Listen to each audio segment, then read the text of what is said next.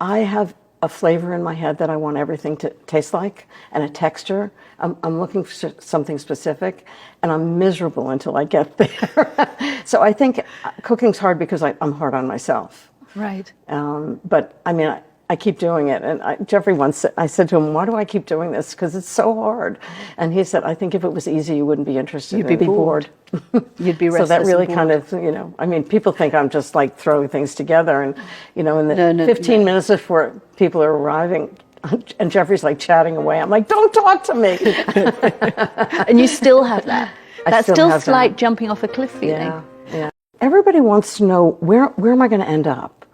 Forget where you're going to end up. You don't know where you're going to end up. All you know is that if you jump in a pond and you splash around, while you're there, you're going to look around and go, oh, that's really interesting over there. I think I'll follow it there and see where it brings you. Somebody described it to me once that if you're in a stream and you keep knocking against the riverbanks, you're in the wrong stream. What you want to do is be in the stream where the stream carries you along.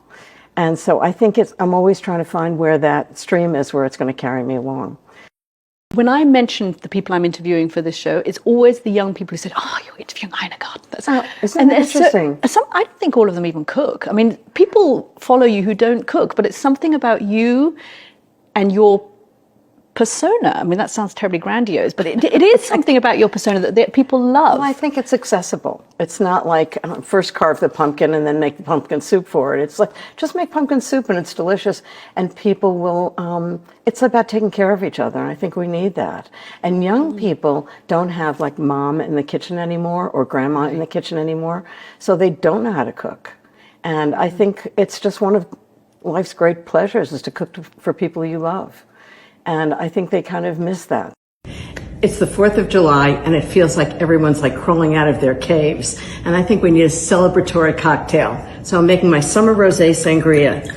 It's really light, it's refreshing, it's fruity, and everybody will love it. I'm making a big pitcher. You never know when people are gonna stop by. And this time, they're actually gonna stop by. So it's a whole bottle of rosé, a half a cup of pomegranate juice. I love the color of it. A third of a cup of freshly squeezed lemon juice. Freshly squeezed. A quarter of a cup of superfine sugar. Just stir it right in. Let's give it a big stir. Get the sugar mixed in. 3 tablespoons of Grand Marnier or orange liqueur, whatever you have. That should be about 3 tablespoons. A tablespoon of brandy or cognac. A cup of water.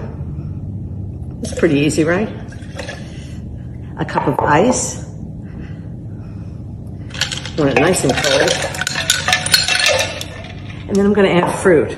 I've got half a cup of fresh raspberries, 8 strawberries. I've hulled them and cut them in half or quarters. Strawberries are great right now. And 2 red plums, which I've sliced. Just give it a big stir. And I'm going to let it sit in the fridge for 2 hours or even better overnight. And happily, I made one yesterday. So I'm going to show you, doesn't that look gorgeous? And now I'm going to take a glass or a goblet, anything you have that would be nice for cocktails, and just pour it over half a goblet of ice. And then, because the fruit is so good, just spoon some fruit right on top. How good does this look? It's just light, it's refreshing, it's perfect for the holiday. Have a happy, healthy 4th of July. Cheers. That's delicious.